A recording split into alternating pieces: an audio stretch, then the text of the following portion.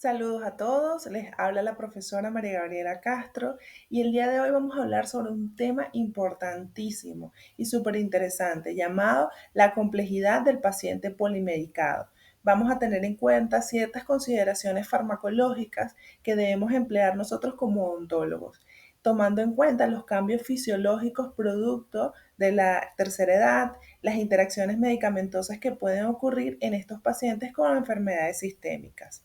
Es importante destacar que el paciente de la tercera edad probablemente sea un paciente polimedicado, es decir, que toma múltiples fármacos producto de enfermedades sistémicas propias de la edad o que puede tener cambios fisiológicos marcados por esta edad, o sea, este pico de la tercera edad.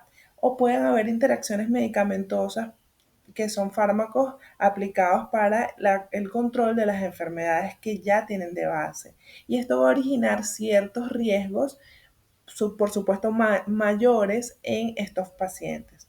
Entonces vamos a abordar aspectos claves para el manejo seguro de pacientes en la consulta odontológica, recordando que la farmacocinética es la que se encarga del transporte de los fármacos en las membranas biológicas. Entonces, estos aspectos de la absorción, distribución, metabolismo y eliminación de los medicamentos pueden verse afectadas. En los pacientes de la tercera edad, la absorción del medicamento no es la etapa más afectada, pero sí puede afectarse la motilidad del estómago, es decir, el vaciamiento de los jugos gastrointestinales por la disminución de la masa muscular y que el estómago en estos pacientes van a tener una motilidad disminuida. Y por supuesto esto va a afectar la distribución de los medicamentos, sobre todo los medicamentos liposolubles, en donde estos medicamentos van a tener un mayor riesgo a producir una toxicidad. Un ejemplo clave de esto es el uso de las benzodiazepinas, donde pueden estar alterados durante la absorción.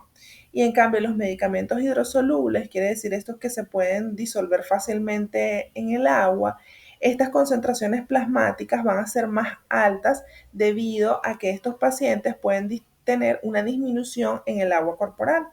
Entonces, ¿qué va a pasar en ellos? Van a tener que realizarse un ajuste en la dosis. Y también vamos a ver que estos pacientes van a tener una disminución de las proteínas plasmáticas. Y esto va a generar que va a haber más fracción de medicamento libre y activo en este tipo de pacientes. ¿Por qué? Porque la albúmina, que es una proteína que va a estar activa en el cuerpo, va a estar disminuida, originando que esta fracción que se tiene que unir a la albúmina sea menor, dando paso a que tengamos más medicamentos o fracción libre en el organismo para ser absorbida. El metabolismo hepático tampoco está exento de los cambios por la edad, porque el hígado, a medida que progresa la edad, va a haber un cambio o una disminución en el tamaño. Y cuando el hígado disminuye de tamaño, por supuesto, el flujo sanguíneo hepático va a reducirse en esta edad. ¿Y por qué es importante esto? Porque al disminuirse el flujo sanguíneo hepático, vamos a tener que la capacidad del hígado de metabolizar ciertos medicamentos puede verse afectada. Esto es específicamente en la fase uno, donde los medicamentos pasan por la oxidación, reducción y la hidrólisis. Y esto genera a su vez que se acumulen metabolitos activos que van a aumentar el riesgo de ciertos fármacos a tener una vida media más larga. ¿Qué medicamentos en la parte odontológica podrían estarse afectados en la fase uno del metabolismo hepático? El diazepam y la lidocaína. El diazepam muchas veces lo utilizamos para esos pacientes ansiosos en la consulta, donde los prescribimos un día antes de la consulta odontológica, y la lidocaína, el anestésico estrella para nosotros, para realizar tratamientos donde hay dolor, donde tenemos que anestesiar al paciente para poder trabajar correctamente. Entonces, la vida media se va a prolongar haciendo que el efecto de estos medicamentos sea mucho mayor, siendo 2, 3 veces más en este tipo de pacientes. La eliminación renal también puede verse afectada y esto tiene que ver con digamos que lo mismo que pasa en el riñón, porque progresivamente con la edad probablemente estos pacientes tengan enfermedades renales de base que van a afectar la tasa de filtración glomerular y esto va a hacer que los glomérulos trabajen de forma reducida. Entonces, ¿por qué es importante esto? Porque los riñones entonces no van a tener la capacidad de metabolizar correctamente los medicamentos y vamos a tener medicamentos que no se eliminan y se acumulan rápidamente, lo que va a originar una toxicidad. Entre estos medicamentos podemos encontrar los antibióticos y los AINES, que son comúnmente empleados en la consulta odontológica cuando un paciente tiene un absceso, tiene una enfermedad periodontal grave, para producir analgesia o anestesia posterior a un procedimiento quirúrgico. Entonces, esto va a afectar nuestra consulta odontológica.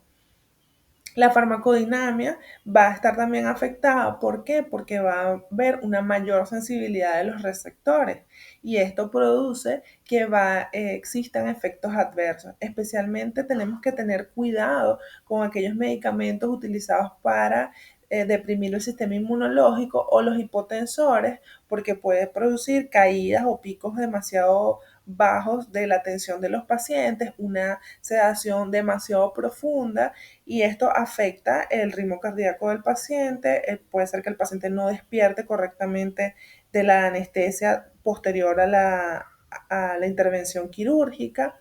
Entonces, hay que tener también en cuenta las interacciones entre los fármacos. Puede ser que un paciente vaya a la consulta, tenga dolor y se ha prescrito un AINES para tratar esa COX-2 y al mismo tiempo tenga una enfermedad de base y esté tomando un antihipertensivo.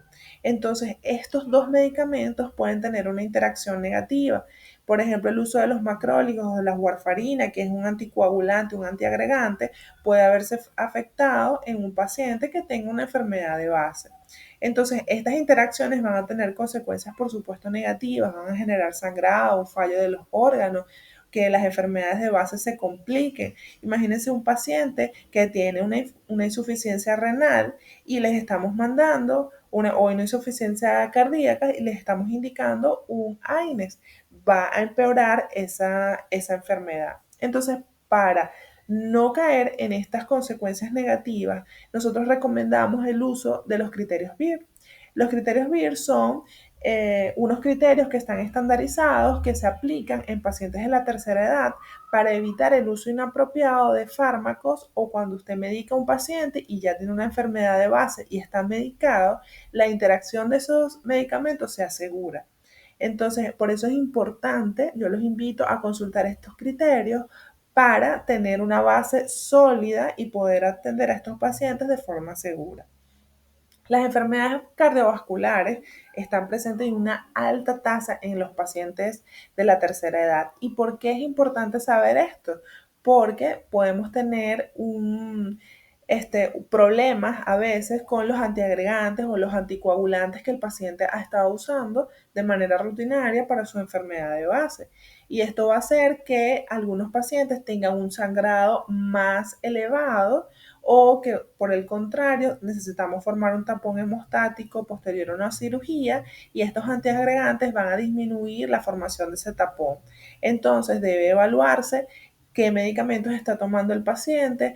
A veces necesitamos que el paciente haga una interconsulta con el cardiólogo para ver si es necesario suspender o mantener el medicamento o simplemente cambiar la terapéutica por nuestra parte como odontólogos. También es importante destacar que no hay que tenerle miedo a los anestésicos locales. Por ejemplo, la lidocaína con epinefrina es sumamente segura, sobre todo si se utiliza en dosis seguras, de 2 a 3 cartuchos durante la consulta odontológica, por supuesto con aspiración. Y esto es mucho mejor que someter al paciente al estrés de hacer un procedimiento sin anestesia, que puede hacer que el paciente tenga una crisis hipertensiva o que se aumente el dolor postoperatorio, que el paciente tenga después una recuperación más retardada.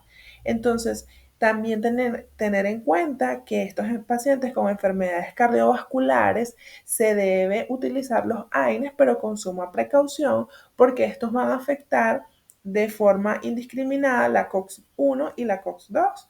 Entonces, estos medicamentos pueden tener un riesgo a retención de líquidos, sobre todo si tienen una cardiopatía o a un aumento de la presión arterial.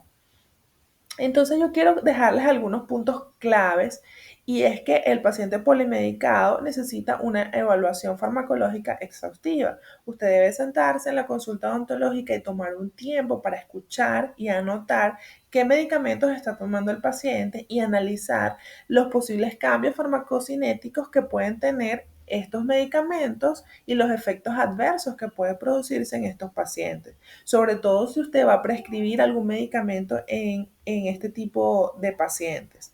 Entonces, siempre podemos utilizar los fármacos, sí, pero fármacos de forma segura, que tengan un menor riesgo a interacción. Y ante cualquier duda, por supuesto, debemos hacer una interconsulta refiriendo a ese paciente con una contrarreferencia por escrito, donde podamos consultar si es necesario disminuir o aumentar la dosis de algún medicamento para un proceso odontológico. Esto es todo por hoy. Muchas gracias. Les habló la profesora María Gabriela Castro. Espero que este tema haya sido de mucha utilidad para ustedes.